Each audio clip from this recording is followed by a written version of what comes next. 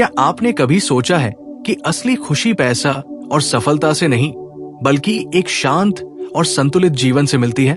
आज हम बात करेंगे the monk who sold his Ferrari नाम की बेहतरीन किताब के बारे में, जिसे रोबिन शर्मा ने लिखा है। ये एक मोटिवेशनल और लाइफ चेंजिंग कहानी है जो हमें सिखाती है कि कैसे हम अपनी जिंदगी को और ज्यादा संतुलित और खुशहाल बना सकते हैं। सोचो, एक दिन तुमने जो कुछ भी इतनी मेहनत से पाया उसका मतलब ही खो जाए। वो दौलत, वो ताकत, वो रुतबा जिसके पीछे तुम भागते रहे, वो अब तुम्हें खुशी नहीं बल्कि खालीपन और थकान दे। ये कहानी है जूलियन मंटल की, एक मशहूर वकील की, जिसकी जिंदगी बाहर से एकदम परफेक्ट दिखती थी। वो अमीर था, प्रभावशाली था, सब उसकी तारीफ करते थे, लेकिन उस चमक दमक के पीछे वो तनाव में डूबा हुआ था, सफलता की अंधी दौड़ के दबाव में। और फिर एक दिन उसकी दुनिया बिखर गई। खचाखच भरे कोर्टरूम के बीच में जूलियन गिर पड़ा। उसका दिल और उसकी आत्मा उसकी जिंदगी के बोझ को और नहीं सह सके। उस पल ने सब कुछ बदल दिया। इसके बाद शुरू हुआ बदलाव का सफर। जूलियन उस दुनिया से गायब हो गया जिस पर वो राज करता था। उसने अपनी कीमती लाल फेरारी समेत सब कुछ बेच दिया और हिमालय की आध्यात्मिक यात्रा पर निकल गया। वहां उसे सिवाना के साधु मिले, एक प्राचीन समुदाय जिन्होंने स्थायी खुशी, उद्देश्य और तृप्ति के रहस्य खोज लिए थे।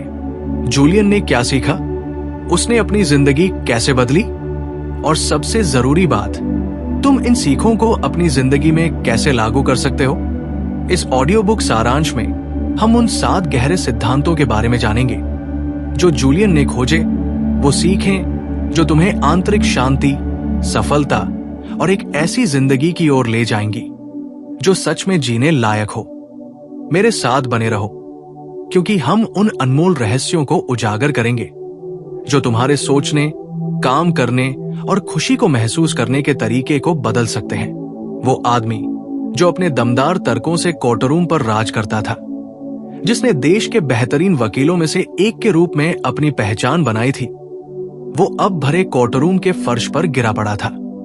जूलियन मंटल, एक कानूनी जीनियस, अपनी लगातार काम करने की आदत और शानदार जीवन शैली के लिए जाना जाता था, अब जमीन पर कांप रहा था।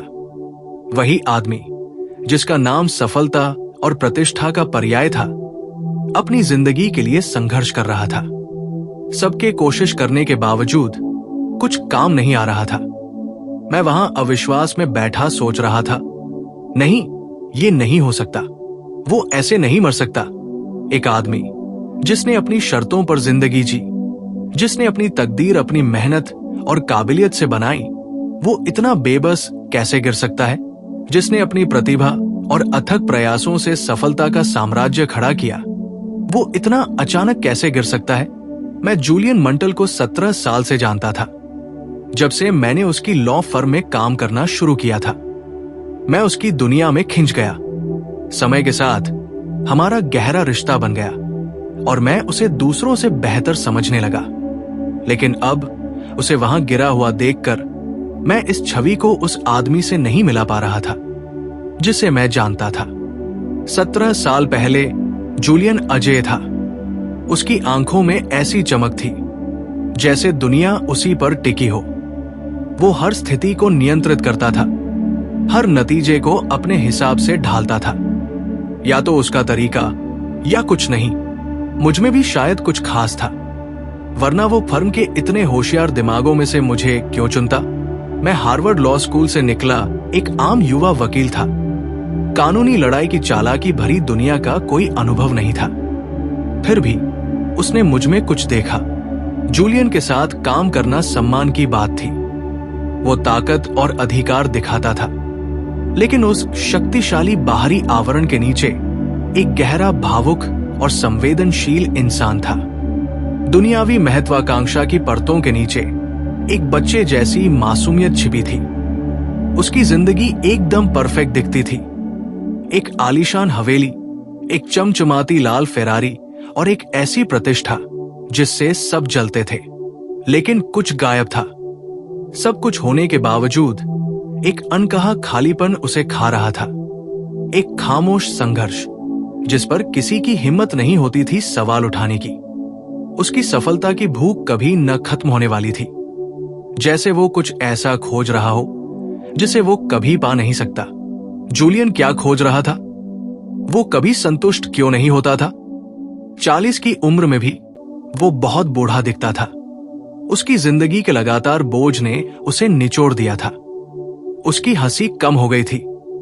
मुझे वो पल याद है जब उसने मुझसे अपनी थकान के बारे में बात की थी। उसने माना था कि कानून के लिए उसका जुनून फीका पड़ गया है और अब वो दिल का दौरा पड़ने से फर्श पर गिरा पड़ा था। ऐसा लग रहा था जैसे किस्मत ने दखल दिया हो, उसे अपनी जिंदगी की सच्चाई का सामना करने के लिए मजबूर किया हो। जूलियन ने एक बार दूसरों की मदद करने, न्याय के लिए लड़ने के लिए वकील बनने का सपना देखा था, लेकिन रास्ते में वो नेक मकसद खो गया था। दौलत और प्रतिष्ठा की खोज ने उसके असली मिशन की जगह ले ली थी। उसके अंदर का खालीपन सिर्फ थकान के बारे में नहीं था, वो कुछ गहरा था, कुछ ऐसा जो उसने दुनिया से छुपा रखा था। मुझे हमेशा से लगा था कि जूलियन के अतीत में कोई राज दफन है। मेरे फर्म में शामिल होने से पहले कुछ हुआ था, एक ऐसी घटना जिसने उसे पूरी तरह बदल दिया। कोई भी इसके बारे में बात नहीं करता था, जैसे ये कोई मनाही वाला विषय हो। लेकिन अब इन बातों का कोई मतलब नहीं था। मेरा प्यारा दोस्त, मेरा गुरु मेरे सामने बेहोश पड़ा था और हमेशा की तरह मैं कुछ नहीं कर सकता था। जूलियन के बिना फर्म अपंग महसूस कर रही थी।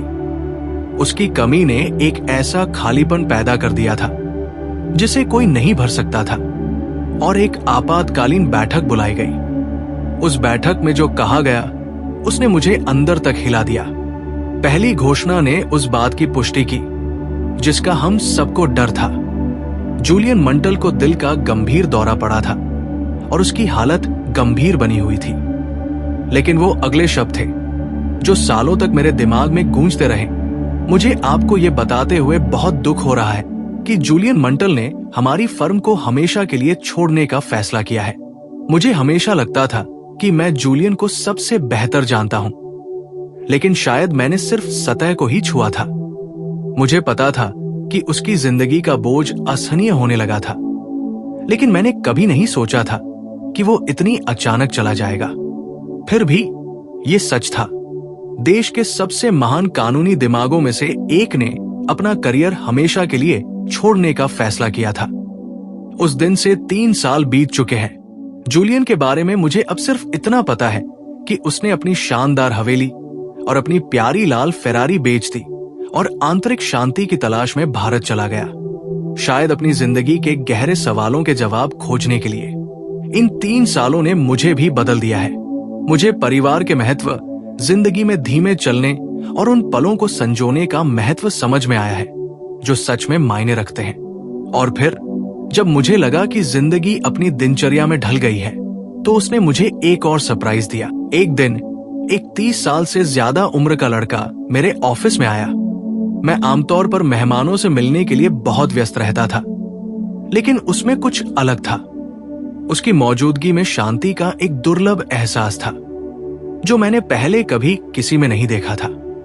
उसके चेहरे पर एक चमक थी, एक शांत आत्मविश्वास जो उसे सबसे अलग बनाता था। मैं अभी ये समझने की कोशिश कर रहा था कि मैं उसकी ओर इतना आकर्षित क्यों हो रहा हूं। तभी उसने बोलना शुरू किया। उसकी आवाज शांत फिर भी दृढ़ थी। क्या तुम अपने सभी मेहमानों के साथ ऐसा ही व्यवहार करते हो? यहां तक कि उसके साथ भी जिसने तुम्हें कोर्टरूम के गुर सिखाए थे? उसके शब्दों ने मेरे रोंगटे खड़े कर दिए। मेरा दिमाग घूम गया। नहीं, ये नहीं हो सकता। क्या ये जूलियन था? क्या वो सच में वही था? मुझे अपनी आंखों पर विश्वास नहीं हो रहा था। मेरे सामने खड़ा आदमी उस जूलियन मंटल जैसा बिल्कुल नहीं दिखता था जिसे मैं जानता था। ये कोई और ही था, बदला हुआ। मेरे अंदर भावनाओं का सैलाब उमड़ पड़ा। ये कैसे मुमकिन था? एक आदमी जो कुछ साल पहले थका हुआ, बोझिल और खोया हुआ था, वो अब मेरे सामने जवान, ज्यादा जीवंत, लगभग ज्ञानोदय जैसा कैसे दिख सकता था? मुझे सच्चाई को समझने में थोड़ा समय लगा, लेकिन वो वहां खड़ा था, बदला हुआ जूलियन मंटल इतनी शक्तिशाली आभा बिखेर रहा था कि एक फरिश्ता भी उसकी मौजूदगी में विनम्र महसूस करे। उसकी आवाज नरम हो गई थी, उसमें शहद जैसी गर्माहट थी। उसकी आंखें, जो कभी थकी हुई और महत्वाकांक्षा से भरी होती थी, अब स्पष्टता और उद्देश्य से चमक रही थी। उसके पूरे व्यक्तित्व में एक निर्विवाद शांति झलक रही थी। जूलियन ने इन 3 सालों में क्या किया था जिसने उसे इतना बदल दिया था? एक बार फिर जूलियन मंटल ने मुझे चौंका दिया। उसने हिमालय के पहाड़ों में ऐसा क्या खोज लिया था कि वो पूरी तरह से बदल गया? क्या उसे जीवन का कोई जादुई अमृत मिल गया था? क्या उन ऊंची चोटियों में जवानी का कोई गुप्त झरना छिपा था? वो आदमी जो कभी थका हुआ, जिंदगी के बोझ से दबा हुआ दिखता था, अब लगभग दिव्य ऊर्जा बिखेर रहा था। ये मानना मुश्किल था कि वो वही इंसान था। वो पिछले 3 साल से कहा था। उसने इतना अविश्वसनीय बदलाव लाने के लिए क्या किया था? मेरे दिमाग में सवाल घूम रहे थे, लेकिन इससे पहले कि मैं पूछ पाता, ऐसा लग रहा था जैसे जूलियन ने मेरी आंखों से ही उन्हें पढ़ लिया हो। एक शांत फिर भी दृढ़ आवाज में उसने माना कि वो एक भ्रम की जिंदगी जी रहा था। वो सच्ची खुशी और सार्थक सफलता के रास्ते से बहुत दूर भटक गया था। दिल का दौरा पड़ने के बाद डॉक्टरों ने उसे चेतावनी दी थी कि उसकी उपलब्धि की अथक भूख उसे मार रही थी। वही वो पल था जब जूलियन ने अपने जीवन का सबसे बड़ा फैसला लिया, खुद जीवन को चुनने का फैसला। जब उसने अपनी हवेली और अपनी प्यारी लाल फेरारी को बेचने के बारे में बात की, तो उसकी आवाज में एक नई उत्तेजना भर गई। सब कुछ छोड़कर भारत की यात्रा पर निकलने के लिए उसने एक बच्चे के उत्साह के साथ अपनी यात्राओं का वर्णन किया, लुभावने नजारों और सरल गांव के जीवन के बारे में, जहां लोग प्रकृति के साथ सद्भाव में रहते थे। मुझे जूलियन को फिर से मुस्कुराते हुए देखकर खुशी हुई, सच में उस तरह से जीवन का आनंद लेते हुए जैसा उसने पहले कभी नहीं लिया था। अपनी यात्राओं के दौरान उसने पौराणिक भारतीय साधुओं के बारे में सुना था, ऐसे लोग जिन्होंने अपने दिमाग और शरीर को नियंत्रित करने की कला में महारत हासिल कर ली थी, यहां तक कि उम्र को भी मात दे दी थी। इनमें से कुछ साधुओं ने साधारण मानव समझ से कहीं परे अविश्वसनीय ज्ञान प्राप्त कर लिया था। जब जूलियन ने खुलासा किया कि उसने उनके बीच रहकर समय बिताया था, उन संतों से सीखा था जिन्होंने बदले में कुछ भी उम्मीद किए बिना जीवन का सार सिखाया था, तो मेरा झटका और गहरा हो गया। लेकिन उसने जो अगली बात कही, उसने मुझे अंदर तक हिला दिया।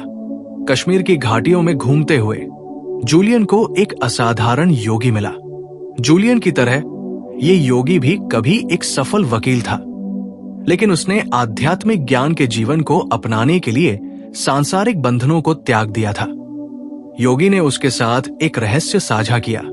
कश्मीर के पहाड़ों से कहीं परे हिमालय के गहरे में सिवाना नाम का एक रहस्यमय गांव छिपा हुआ था, जो अस्तित्व में सबसे प्रबुद्ध साधुओं का घर था। इन संतों ने प्राचीन ज्ञान को अनलॉक कर लिया था, जो शरीर और आत्मा दोनों को पोषण दे सकता था। लेकिन एक शर्त थी, साधारण लोग आसानी से सिवाना नहीं पा सकते थे। ये एक पौराणिक जगह थी, बाहरी दुनिया से छिपी हुई। उस पल जूलियन को पता था कि उसे क्या करना है। बिना किसी हिचकिचाहट के उसने अपनी सबसे बड़ी यात्रा शुरू की, सिवाना की खोज। सुबह की पहली रोशनी में उसकी खोज शुरू हुई। शुरुआत में यात्रा आसान थी, लेकिन जैसे जैसे समय बीतता गया, चुनौतियां बढ़ती गई।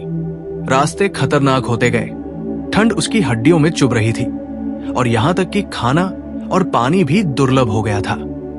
फिर भी जूलियन अपनी खोज में विशाल और लुभावनी हिमालय पर्वतमालाओं पर अकेला चढ़ता रहा। मैं पूछने से पहले हिचकिचाया, क्या आपके लिए वो सब कुछ छोड़ना मुश्किल नहीं था जो आपने कभी बनाया था? जूलियन का जवाब शांत फिर भी गहरा था। छोड़ना सबसे मुश्किल हिस्सा नहीं था, ये सबसे आसान था। क्योंकि बदले में मुझे कुछ बहुत बड़ा मिला, सच्ची शांति। कई दिनों तक वो हिमालय में भटकता रहा, अपने शरीर को उसकी सीमाओं तक धकेलता रहा, लेकिन आखिरकार थकान हावी हो गई। उसकी ताकत जवाब दे गई और जैसे ही वो बर्फीली जमीन पर गिरा, उसका पिछला जीवन उसकी आंखों के सामने कौंध गया। संदेह रेंगने लगे, मैं यहां क्या कर रहा हूं? क्या मुझे कभी वो मिलेगा जिसकी मैं तलाश कर रहा हूं? जैसे ही वो बेहोश होने वाला था, उसके सामने एक दृश्य प्रकट हुआ। उस सुनसान अज्ञात जंगल में किसी दूसरे इंसान की मौजूदगी असंभव लग रही थी। फिर भी जूलियन के सामने गहरे लाल वस्त्रों में ढका एक व्यक्ति खड़ा था। अपनी आखिरी ताकत जुटाकर जूलियन ने मदद के लिए पुकारा। जैसे ही वो व्यक्ति उसकी ओर मुड़ा, जूलियन विस्मय से भर गया। उस प्राणी में कुछ असाधारण था। उसकी मौजूदगी ने एक दिव्य ऊर्जा बिखेरी जो जूलियन ने पहले कभी नहीं देखी थी। उस पल उसे पता था कि ये सिवाना के साधुओं में से एक था।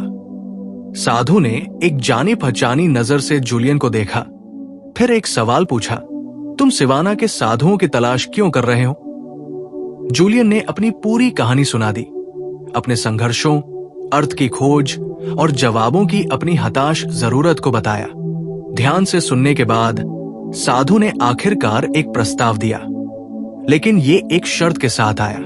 मैं तुम्हें सिवाना ले जाऊंगा, लेकिन एक शर्त पर। जो भी ज्ञान तुम प्राप्त करोगे, तुम्हें उसे दुनिया के साथ साझा करना होगा। तुम्हें इस ज्ञान का उपयोग जरूरतमंदों की मदद करने के लिए करना होगा। उस पल से जूलियन का उद्देश्य अब सिर्फ अपने बारे में नहीं था। उसकी यात्रा का एक नया मिशन था, न केवल अपने जीवन को बदलना, बल्कि दूसरों को बेहतर जीवन जीने के लिए प्रेरित और मार्गदर्शन करना। जूलियन ने आखिरकार शांति का एहसास किया, क्योंकि उसने साधु का पहाड़ों में गहराई तक पीछा किया। रहस्यमय भूमि सिवाना की यात्रा शुरू हो चुकी थी। घंटों तक वे घुमावदार और खतरनाक रास्तों पर चलते रहे, उबड़ खाबड़ इलाकों और घुमावदार पगडंडियों को पार करते रहे। फिर अचानक नजारा बदल गया। उनके सामने एक लुभावनी घाटी थी जो हिमालय की ऊंची चोटियों से घिरी हुई थी।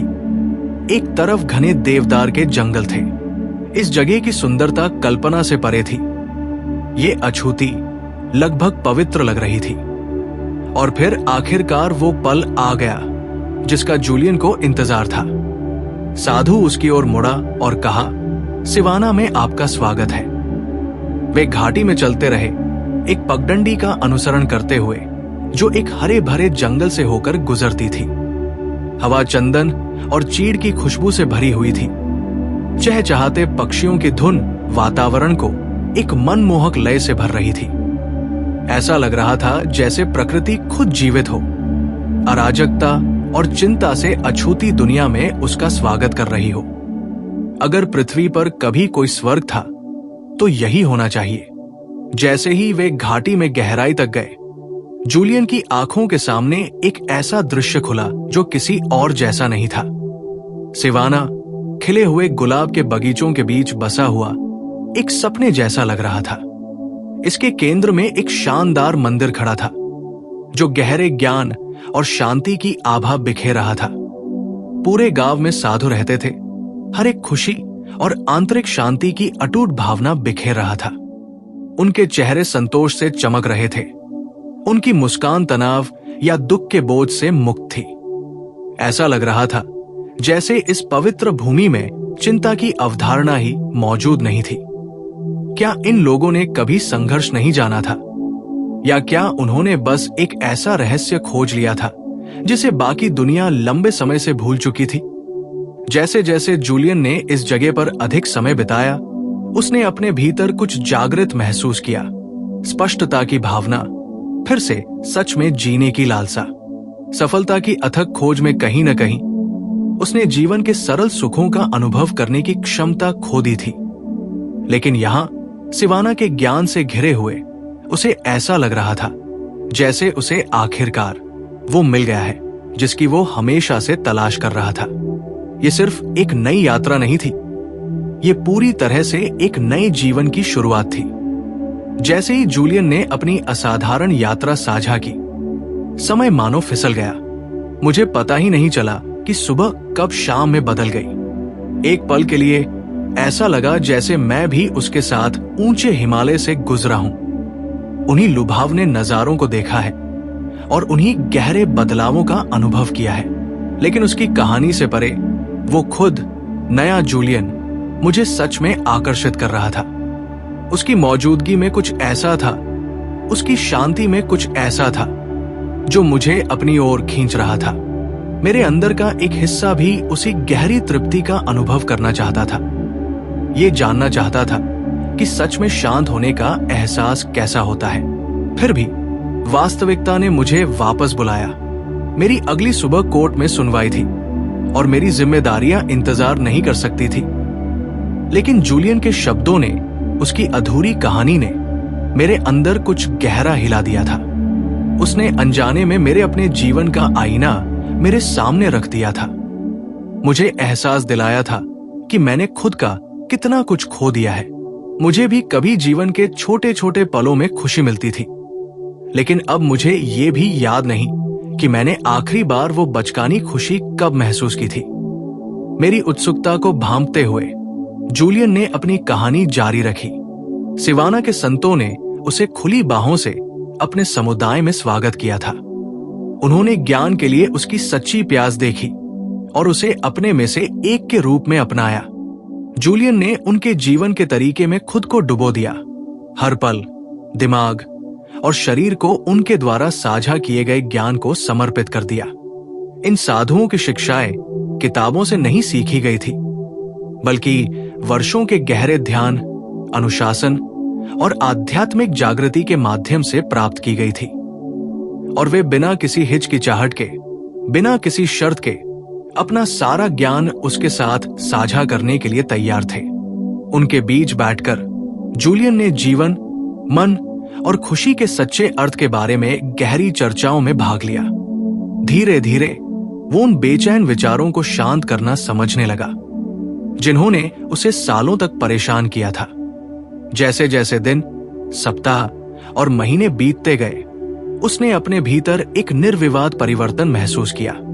सिवाना में सिर्फ 3 सप्ताह में उसके अंदर कुछ बदल गया। उसने सबसे सरल चीजों की सराहना करना शुरू कर दिया। मकड़ी का अपना जाला बुनना, अंधेरे आकाश में सितारों की चमक, वो शांति जिसे उसने भौतिक दुनिया में सालों तक खोजा था, अब उसे इन साधारण पलों में मिल रही थी। कुछ ही महीनों में उसने एक गहरी शांति का अनुभव किया जो उसने अपनी सफलता की ऊंचाइयों में भी कभी महसूस नहीं की थी। उस पवित्र स्थान पर जूलियन ने जीवन के सच्चे मूल्य की खोज की। उसे एहसास हुआ कि उसका उद्देश्य अब धन या शक्ति जमा करना नहीं, बल्कि अपने ज्ञान का उपयोग दूसरों की मदद करने के लिए करना है। एक सौम्य मुस्कान के साथ उसने एक सरल लेकिन शक्तिशाली सच्चाई साझा की।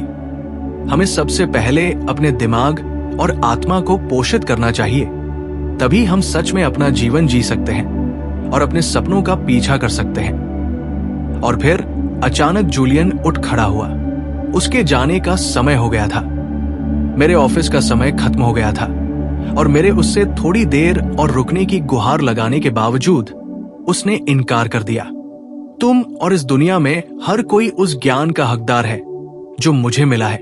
मैं तुमसे वादा करता हूं कि मैं इसे तुम्हारे साथ साझा करूंगा। इतना कहकर जूलियन मेरे ऑफिस से बाहर चला गया, लेकिन उसके जाने के बाद भी उसकी मौजूदगी बनी रही। मैं वहां विचारों में खोया हुआ बैठा था। ऐसा महसूस कर रहा था जैसे मेरी पूरी दुनिया अभी अभी फैल गई हो। मेरा जीवन कितना छोटा हो गया था। मैंने वो आश्चर्य और मासूमियत कब खो दी जो मुझमें कभी एक बच्चे के रूप में थी। और पहली बार मेरे दिमाग में एक अजीब विचार आया, क्या पता एक दिन जूलियन की तरह मैं भी सब कुछ छोड़कर कुछ बड़ा खोजने निकल जाऊं। उस विचार को अपने दिल में लिए मैं अपने ऑफिस से बाहर निकला और चिलचिलाती धूप में कदम रखा, अपनी अनजानी यात्रा की ओर आगे बढ़ते हुए। आंतरिक ज्ञान का चमत्कार, जैसा कि उसने वादा किया था। जूलियन उस शाम मेरे घर आया। जैसे ही मैंने दरवाजा खोला, मैं चौंक गया। वो मेरे सामने गहरे लाल वस्त्र पहने खड़ा था, जो मैंने उसे पहले कभी नहीं पहने देखा था।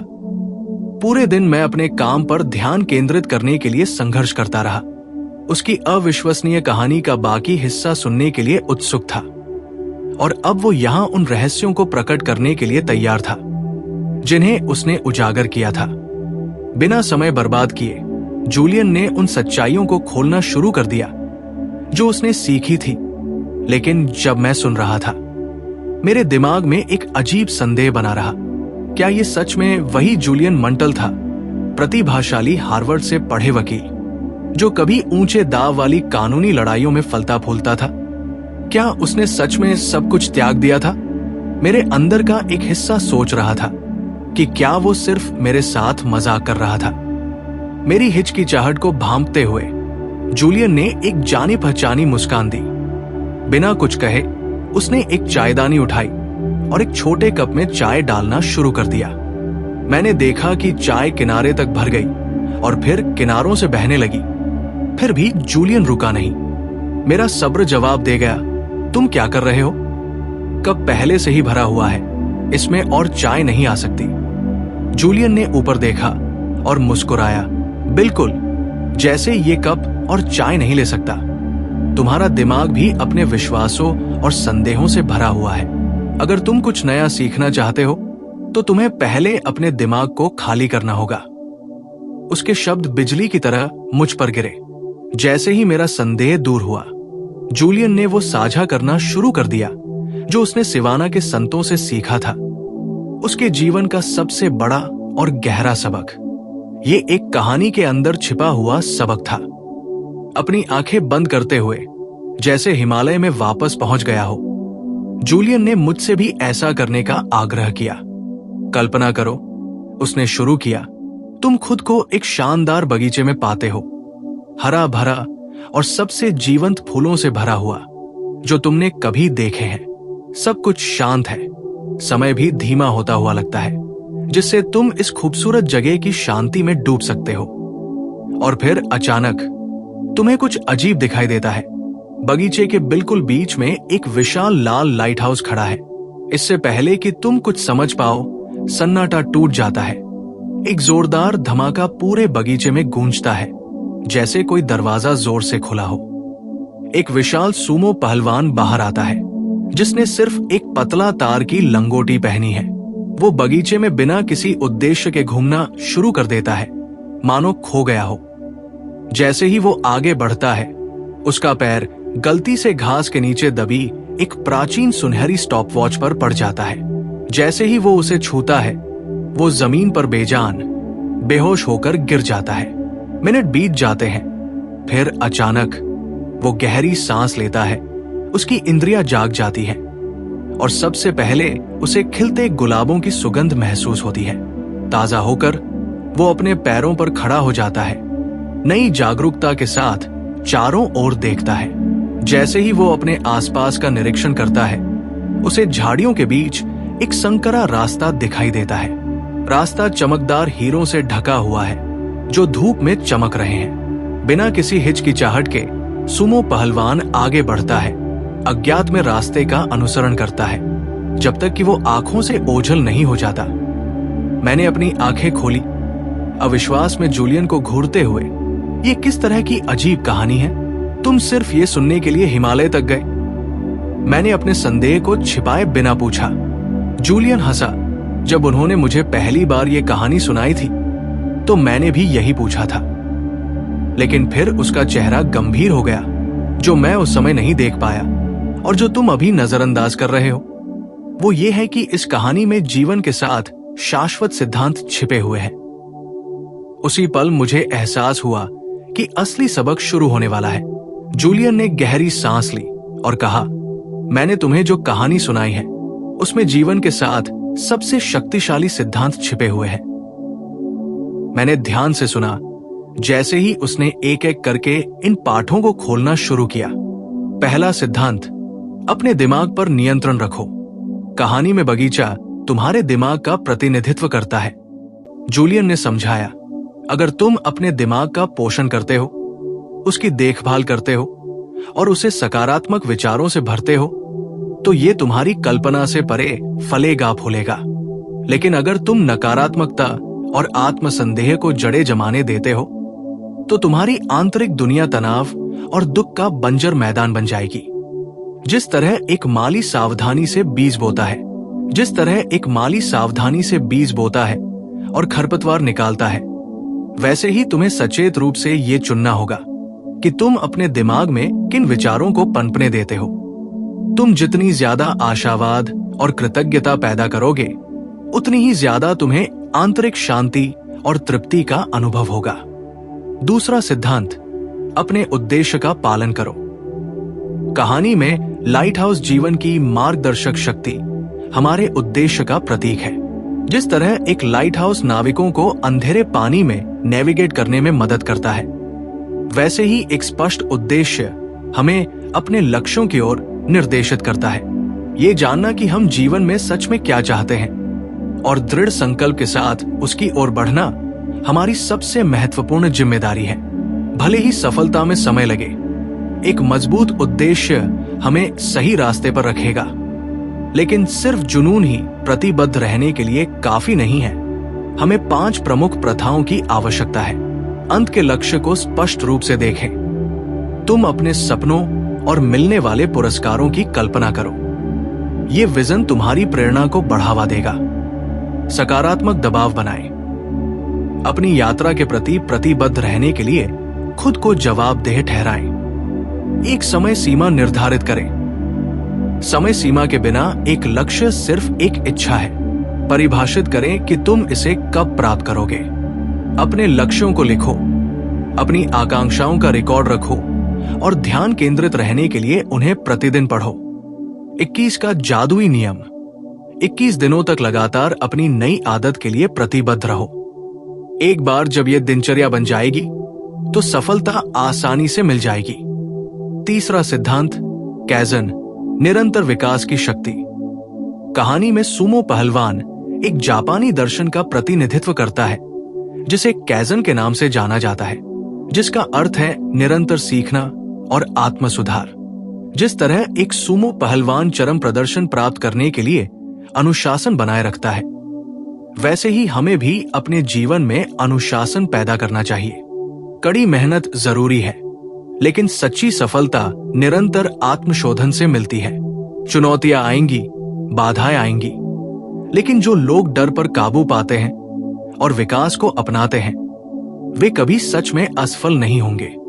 चौथा सिद्धांत, छोटी आदतों की शक्ति। सुमो की पतले तार से बनी लंगोटी एक गहरा सबक देती है।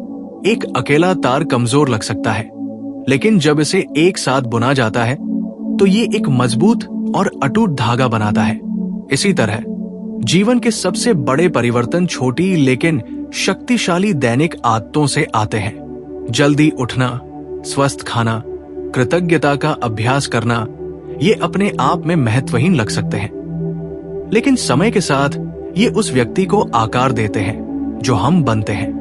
हर सकारात्मक आदत, चाहे कितनी भी छोटी क्यों न हो, एक बड़े उद्देश्य में योगदान करती है। पांचवा सिद्धांत, अपने समय का सम्मान करो। कहानी में सुनहरी स्टॉपवॉच समय का प्रतिनिधित्व करती है। हमारी सबसे मूल्यवान संपत्ति, अमीर हो या गरीब, हर किसी के पास दिन में 24 घंटे होते हैं। सफलता और औसत दर्जे के बीच का अंतर इस बात में निहित है कि हम उनका उपयोग कैसे करते हैं। टालमटोल प्रगति का दुश्मन है। समय प्रबंधन लगातार काम करने के बारे में नहीं है, बल्कि हमारे काम, रिश्तों और व्यक्तिगत भलाई को संतुलित करने के बारे में है। अगर हम अपने समय का सम्मान नहीं करते हैं तो ये फिसल जाएगा, कभी वापस नहीं आएगा। छठा सिद्धांत, निस्वार्थ देने का आनंद। सुमो को पुनर्जीवित करने वाले गुलाबों की सुगंध दूसरों के प्रति दया और सेवा का प्रतीक है। एक पुरानी चीनी कहावत है, जो फूल देते हैं उनके हाथों में हमेशा उनकी सुगंध होती है। सच्ची तृप्ति भौतिक सफलता में नहीं, बल्कि दूसरों के जीवन में बदलाव लाने में मिलती है। यही कारण है कि दुनिया के सबसे सफल लोग दान और दया के कार्यों में संलग्न होते हैं। वे समझते हैं कि असली धन देने में निहित है। जब हम बदले में कुछ भी उम्मीद किए बिना मदद करते हैं तो इससे मिलने वाली खुशी शब्दों से परे होती है। 7वां सिद्धांत, वर्तमान में जियो। अंत में, बिखरे हुए हीरों का रास्ता जीवन के छोटे पलों की सुंदरता का प्रतिनिधित्व करता है।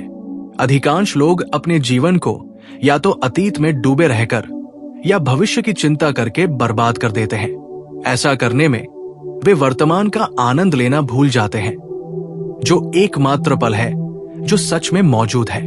खुशी पीछा करने की चीज नहीं है, ये छोटी छोटी चीजों में पहचानने की चीज है। एक दोस्त के साथ चाय का कप, प्रकृति में एक शांत सैर, प्रियजनों की हंसी। सफलता कभी भी खुशी की कीमत पर नहीं आनी चाहिए।